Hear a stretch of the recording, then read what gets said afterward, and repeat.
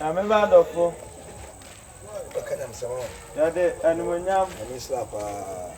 Ama yanaje nkwapa Kristo Yesu. Se ode enedan so aka ye nkwa na ho. Se yada so ka ti asefo onyamema na enye yenuma. Anase yenyansa bia na ya ho odin bi. Na emom Erade na ho bambo ena wonam na adom so ede ahwe nso abeisese. Sabremu eno beche asafo Erade nsem. Pise enche enaje nkwapa Kristo Yesu beba. Ne senti no asamenu mienu se ya hwe na asam so ditutu ya namo na enche obeba na so oba na obeto ye na ohun sampa ye nkwa no kwafo aya nam ne nsam so asiesie ho ama ahini no wa befa ya kɔ ne nkyɛn akodide ne awiye na se ne oye ni party asasi so na on pe Erade asɛm a oho omobo papa efri se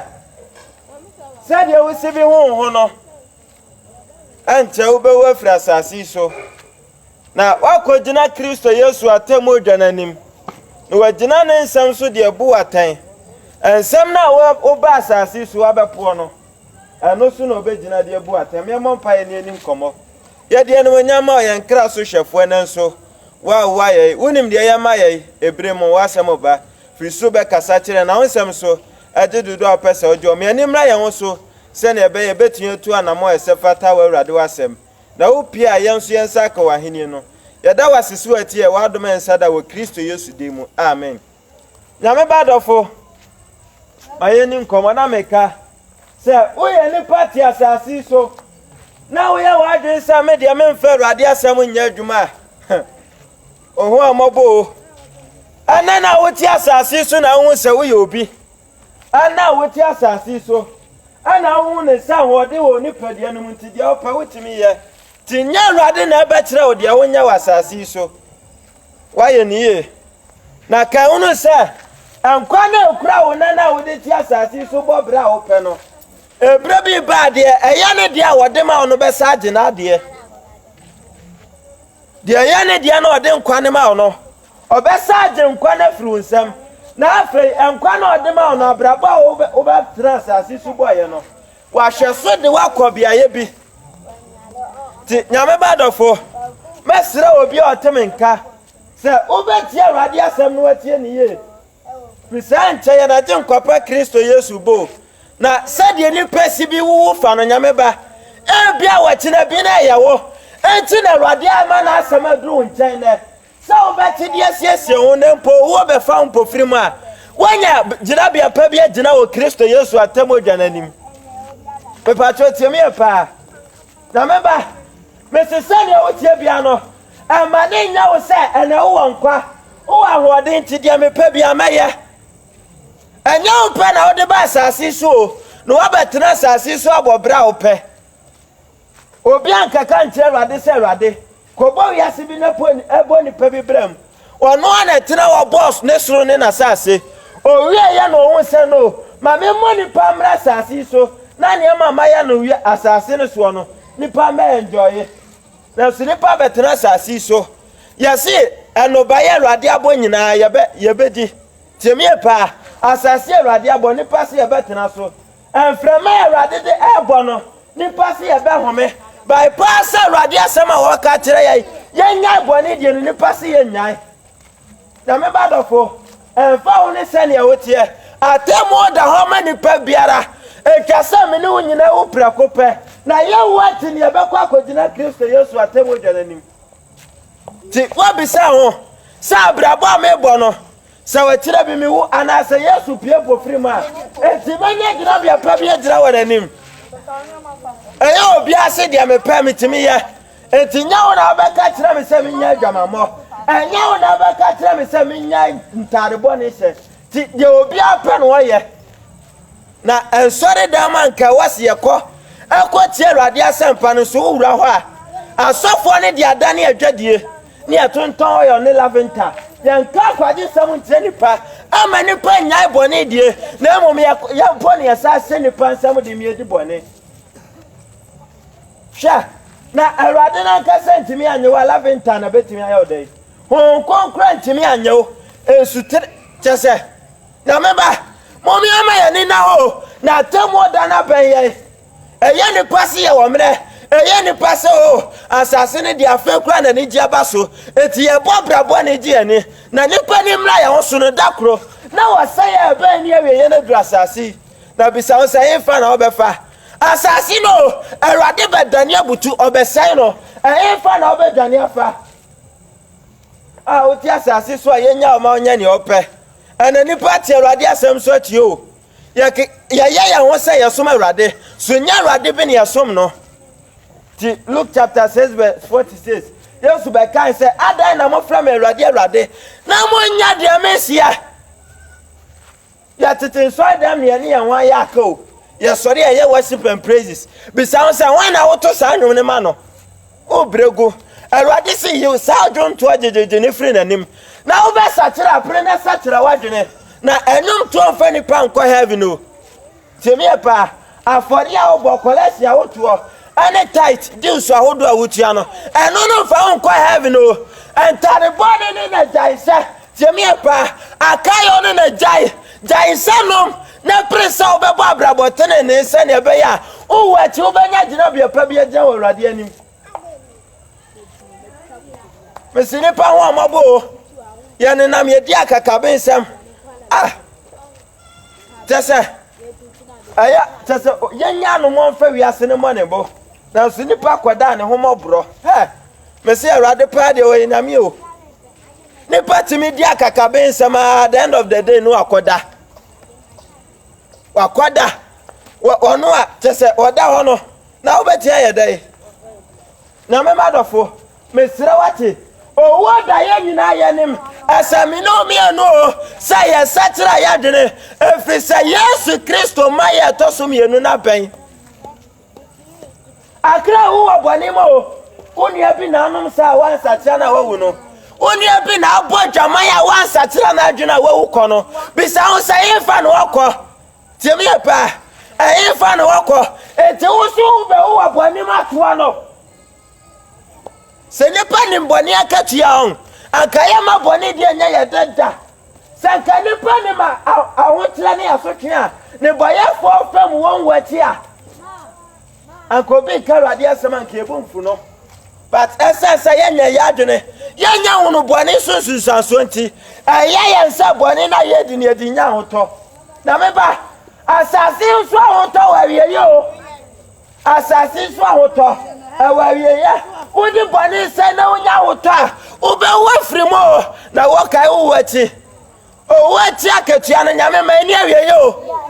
se ni pa nsatira ya dwene na se wo ya boni mu kosa ye ma mese obia ne wo ne boni mu a wanu ne ho da obia tena ne boni mu wo a wonu ne ho efisa so twa ye de ma ne boyefo no ensase ni pagina no nipa wo de ntimi nyina no entinya me madofo mo ma ye nsatira ya dwene ya nsatira ya dwene mo me prehwehwe tenene no mesra wate akwa boni bia wonam so na ye ebra ka ne nya bed wase de to aboni so bio ebra ka ye bra esase de hwehwe Kristo Yesu tenene ye de pre say ye betri e wo free wiase boni nyina mo efri se wiase awie ya ben akabrete e wo bi na Awurade betri ne boyefo nyina so temi apa ne pambese e besa kira ya dwuno asas aya na ya mesire ne pa ho amabo asasi so jade frama da edum she won de Awurade de Sodom and Gomorrah wa ho obi amabo ebra Awurade toja asi Sodom and Gomorrah no na pemfo wo ho temi apa na kokora ne mrewa wo ho na mafra wo ho na so wa ho obi amabo wade ojase won nyina enye ya penso fo aye bone abroso na Awurade de ho beche ye temi apa enye ye na ye bone abroso na na akwara 13 years kra no wompena temi apa na me badofo ewiase na du ni say ma wi o asase na yete so ne hu ni sensen no abaye jabia enum da enti dwane free body mo dwane free boni mwate na me badofo entra boni mu wo e ma Satan na da on tutu ago enwo asom se koso di boni no na dia woto bre wo hwe se nipa ni mabufu Awurade afati aye na aka ya nu ya wo dadada se nipa ni mo ja Awurade de pasa si so a ha na me ba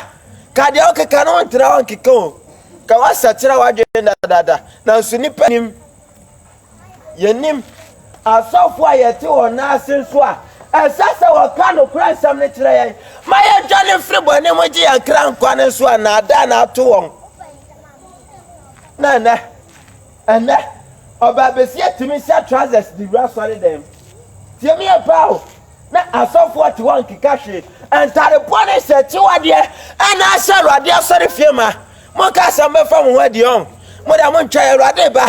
ma mo nsatra ma adwene na mo koso mpirima komantena mo boni mo na oseye no beto mo mpofirima obiara timi nwane mfirimo asase na Awurade be sei no eye fa na obedwane afa ewiase na asafo Awurade be ka butu no na wan chen na obeti adwane akwaje moa wan kura na beti aje wo kra afiri Awurade abufuhye mu na me badofo Yesu Kristo wo asenia no so no de o hia ni moja ku wo ma me no mie no ne tie mu ate wo se ye na ne free boni mo mra adwensa tira mo Awurade pese ni pa bia be wo ni boni mo o ka Ezekiel 33 verse 11 na wo se na ka cha won se sa for Awurade sie ni me oboni fo wo nya me fe na me badofo se ni pa wo boni mo a ene Awurade fo wo se apara obani fo wonya me fanya me ba o prache no Awurade pese obe wo mu ate mes na wo togu tirinyi so no Awurade pese obe wo mu o pese wo jai bo na se o ko supreme akoma o ma wiase na afefe de daada wa obe hu no wo se ya yehunu na me ba Awurade si obani fo wonya ni fo enye Awurade fe Sani papa tena ne mprachi mako ewuwom the sent one anu amane nsababu yase ona me sanso fro sani pa na ne free boni mo mfi na ne boyefo awie ya ban okay Psalm 37 na wasi ara ho ne boyefo wo e ma obo ha wa mumuyefo efi se eni dabi na watwa wo na gusa sere ana de obo adwaman de nya hoto Tiemi pa ana di abraba open na ogbo ni open na wo ya ho na brabi ba o ko dina Yesu Kristo asemo dware ni bo na abraba wo ti asase subo nyinara wo bu nwata yo na me ba Awurade pese ni pa bia be wo ni bo ni nwate enye fo na ye Awurade ni mo sa wo ba tena bo ni emu na mo opese ni pa nyina asatira ya dwene Adani yeteti aboni mu adana ni papa sie wo kose ye mu da me badofo Awurade nya ne boyefo wo won ni die biara o Awurade wo nya ne boyefo wo won ni die biara ti mesre wate mo me nya ne free aboni mu mfie o mo me free na fa ye ho Awurade aya abrabo boni ni abo ache mo me fancy ya ni empre hwe Kristo Yesu tinene Mommy and fancy hayara. The Frasi and Fanny Pedia and Mabrabo Besasa for Radiani. Mamma and fire and the bonny and say haya. Mommy and Yanni and Mamma Christo Yosu. Nayanam and some so Mabrabo Cron. Every say, now would you radia some dio, 1 year new, what the Bobro, 1 far more pro. Now some national open dinner dear Buate. It's your bayamau. So the friend of Radia some dear Bobra. Now what you want, Cassam Yanka. Ana bone na abusu owiase se asofo na ya ma bone bi wo kra ni pe hu ni se ye bone temi e pa ni ada Awurade de ma Paul ni Peter mo a o mo de to fapem no asofo abana nse ya bese no temi e pa ya sare nya me som ya komam nya me som ya tari a bese tare bone bia na de tete Awurade aso dem o kaka ya si nya me som akomam koso na se Awurade ba ma okwan na wo di atare we akọ heaven dia ye behwe edani bedro sani awudi unipadua asibi bo abrabo wasase su biara etwa se wonya so akatua adan na nipa ma ye ni ma ye ho so adan na nipa fa na adam pinti ya pese ebejemu akofa no kra no adan na nipa pebo ne sene papa adan na nipa do wo sene nkwa na ya pese ebefa Awurade asem de tu anamon ena boni dia so ye dem nti temie pa na me badofo ewiase awie ya benyo akabrete wabi na Yesu Kristo die bufusie ni awie ya basasi so na ore hunu obiara moboda eti hwane satra wadwe wate na me badofo bomade na satra wadwe no efri se Yesu maya na benyo akabrete wabi wate wo hunu obiara mobo sani awutie biara frinda jai boni die jo fri wiase ne boni ho eya abrabo boni no fesi ayo na Awurade hu ofu omobo me se nipa bebrebe ya soade akoso atra ye boni musa prayer wo we ne akofa second chance o second chance na Awurade de ma oneno eno nam ne nsam so bo okoko no so be mo ne aba ho so ajai boni nyina di so be mo ne aba ho so no akoma afiri wiase akọ Awurade nchen na wanam Kristo Yesu tenene kwa so wodu ne padue na si wo se kronkro ya fode ya anka Awurade be so mo ana ne pa dobone sine papo ne pa padue ntene sine de tene temie pa ne pa kura ne ekwarmone so asine kwantene ne mu temie pa obi a pese ne oye ne ho no ana oye sese no asore ndi yetimi dware kwade ba sa ya de Awurade apade ye adwuma no eno ni asem no obi apese okwatena so dem na de ope no no ankasa ye ne ho na ankasa ya pa de ya pa ne de suma Awurade temie pa ana ora fi say Yesu kan Matthew 7:21 say ye obiara osemi say Awurade no be call sura imiem na mom de wona a wo ya mejo wo sura na pade no enti enye ye feelings ne de suma Awurade na mom ono Awurade na pade na twase ye de sum no fi say heaven no wanya odia temie pa ono akasa na abo ne heaven ana wo se wo pe wa ba jaya jamamo jaya sanum jaya tro jaya koshibra jaya boni jaya yasinum tie jai mess boy jai makeup sikie anya sa wontimi nyew ti wo de ubetimi atwusu sa obekọ asore de but heaven de abrabotere ne ne defa ali pa bebrete asore de ma tere ne bra ne mo e pa bebrete asore de ma abrabo ne nya eside bia obekọ asore se ne be ne pa be won so no so kọ asore temi e pa na me badofo brede yedro say me pastor try ya do no wate brand bi no mani po asase ya koso tena ya boni mu Awurade ma ya na ben yo kan se ne pa bedwen sa agro na ede Awurade beba no wode abufu sew ne atrimode pa na obe prani pa na o kan Amos 2:13 kra reho wase hwe me ame banyi mama kofom sade atiase na mayi afiafia ye ne manyema no Awurade banyi manipa esa ye mboni nti ha na meba ya boni esa Awurade abufu wa shakatia ni pati asase sudi ti Awurade ti ye okura oba watem na wono no se o ka asem no wantia obufu no asotwa ope wotimi de ma no na Awurade wo pa wo efiti bra wo pa obesi na odasema nkwa home wo se wo mfa na asem mo bra wono na mfa ho nchaw ebi sida Awurade hwedi sa wase hweboni omudi eti boni omudi pantimi Awurade me metua so kana na meba ya boni nyinara se ya po Awurade metua so ka na nipa be etimi nyi ne ho mfa temo muda nipa be na otiase wase me de me makwa me Awurade mu maten nipa be ani adan ya ti Awurade so atua adan ye di akaka be nsemi adan ya pese ye di Awurade asema bobra na ya bobra boboni aso ye demu nipa be se be sa kwa Awurade nche bi wo na maboni dia ye de eni akaboni mu na ye nyina wie ye bia ya de ye ko na maba o ga se wo jane dum down nipa ho areho ya ti asase so na ho se wo ahoden nipa ti asase so yakoba wo hwe na obeka se asomasi hu da enso etira nkwa na owu eni da bi na nipa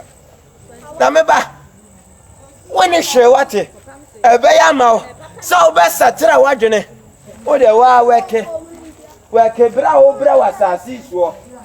weke wo bra wasase so enti umone mra wo so ma yes bra wo bra wasase so enti umpre ma wa bra boye esa ko bra wo jamani hu na ni awieye mu na asase so kura na wo se wo bra na bonsam dem asase so ana wo se ye ha ye tete o ba no madurawu na bonsam dem ha na meba mesra wate ma wani mra wo so mesra ma wani mra wo so prejisha wonyankopo opede na fa ye aduma prejisha radi apede na fa tutu anama wate se wona akase ya dia brenyina befum wiase afa na meba ja won o de pre o kran kwaje o na se ni panya wiase nyina na se wo hwe ne kra se wo ya Kristo Yesu ahini a afa so bai pa na wom temi e pa o se ni pa de ne brenyina pesika na se wan plan hwe ne kra kwaje wan ye ne kra kwaje ho adwuma na wo na wa nya kwa wa urade ni ma nya meba afa so bai pa na wo bre obebre ni mu ti Solomon hwedi sa wase afa so pai na wo ma nipa se wo bra asase so ne nyina ye obre hu no ene dadwene hu no ne nyina ye wo de na afa so bia ne mo wo wiase na meba me kanfo Kristo Yesu di na ma wate afa so de wiase age nkwa wo de ne kra beto ho wo hye ne mo jaguo sanfa woni babia oboni na kodu no wo won kwan so de ne mo ja ne pepa bani nyina e mo ja pramba ma no wa tere ne nsa na won na so ne mo won na da ne afri na kwa mo ne wa ba Yesu nchan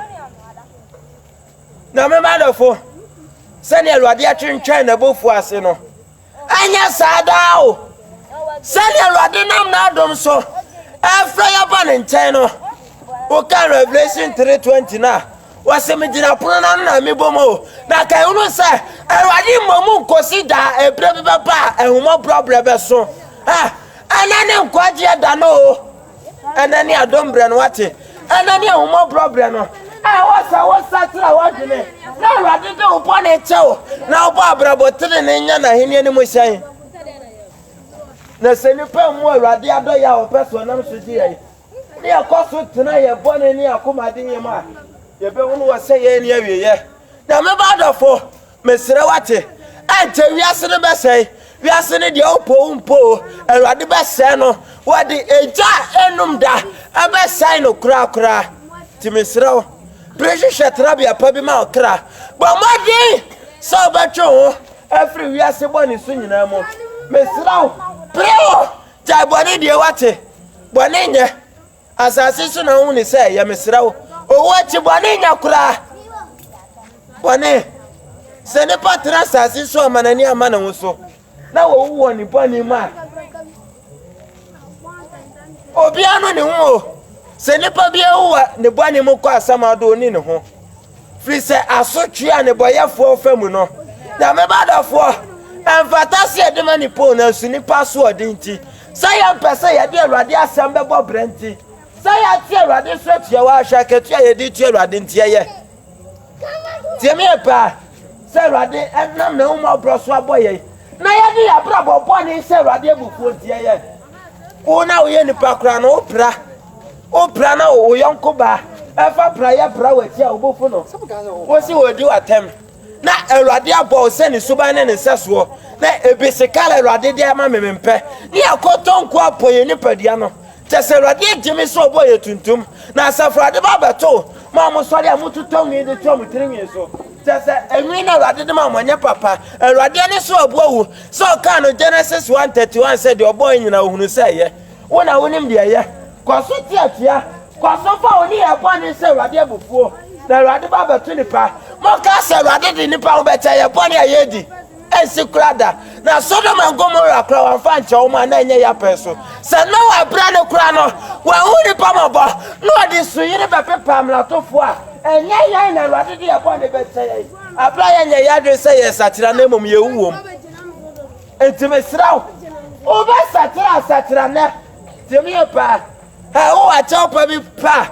enye o wati o na o wati ye ntie pa ye temi pa o wati mo bro unu ni ho asasi so a wote ana wo nkwa na mo bro unu wo ho ma o entimesraw finesra Awurade wo mo bro unu finesa tira wadune finesa iboni di o na nka ti ama o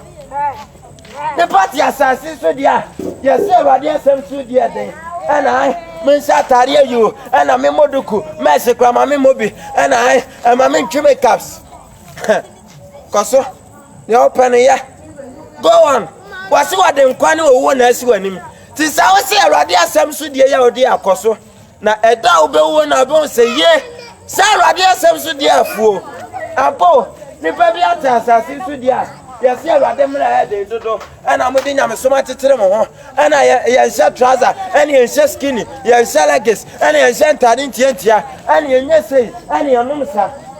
ada ni pa be wo no afa no be say ye sa ma di me kra bro ma di nkwala sam afa na ni pesere se Awurade humi mapo na sa mama kwanya nko wiase bio enso ye na ye ti wiase hwede ye de ya bra ye jemi pa yana ye ti asasi so hede de akwanya na Awurade di ama ye na ye ye mu Awurade asem ye mfanya hwe jemi pa boni die na aso ye dem emprache na asi akomo ma aware saya na kusu asasi so na kura ni Nyankopon nim die ni pampre hwe ni akire jemi pa ensentire ni hu hia asokwa trofo na ye di wona ti o dala kwatra so dem nyina o pese ne boni a wodi no ye sa krokro no wo ho jemi pa ne boni a wodi no on pese ye be kananim on pese ye be ka seja boni die ne boni ani pa die ne pese ye krokro ho ti o ka boni ani ma na ya town na meba ai te Yesu bo mo me mo ya dina boso ye nya boni die o na sase ne ntena hoda na sade yonko bia wuko no sade wo so ebre bi ba wo bewu na wo wachi no fa ho ni ye enkofo kru na hotare wo ho no eya wo se wa wie onko na ho ofe o kika me ma boso no temi ba owo da ho twen wo na owo re ti na so ha krono ni atro na obedi na sase so no wo se konya so akatua na me madafo me sere obi otemenka mama ya satira ya dino adun satira mrenini o adum mrenini o enkwaje danini na wan na ba ni Nyankopon nchen ye fire Awurade ati ache te Awurade se matiri sanefo enti mo hwa se enti mo sore na me ba mesira wate ma wani mra wo so na jane friend boni nyina mo ba made Saudi uni pediane be po abrabo a etene eso Awurade ani nko a ti o fri boni wo na wiase ye na ben ene ankwasi anyum na nipa ni je ho satawale ni stombo emunyum anyum ankwasi akeka sema abodafo ni wifo nyum na nipa ni je ho ebo ani ye nte hu jai tebe pa na meba wiase ye ya ben wate